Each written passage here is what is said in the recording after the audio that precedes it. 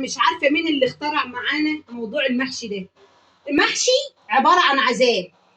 واحده كانت مفروسه من مرات ابنها، زعلانه من بنتها، مخنوقه من حماتها.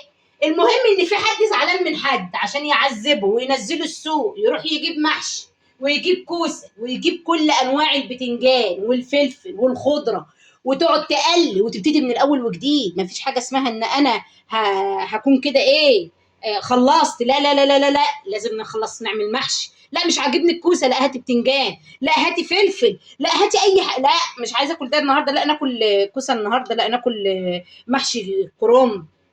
وفي الاخر بالف هنا وشفا اللي قعدنا فيه طول النهار يخلص في ثانيه الا ثانيه، في ثانيه الا تلت. بالف هنا وشفا للي بياكل، وبالف هنا وشفا للي هياكل. ونحط في الاطباق وبعد كده يخلص الموضوع بتاعنا على كده. ابدا والله، نقف في المطبخ لحد ما ظهرنا ينقطم ونخلص في المواعين، ونقف ويقول لنا بعد يومين احنا عاوزين ناكل محشي تاني.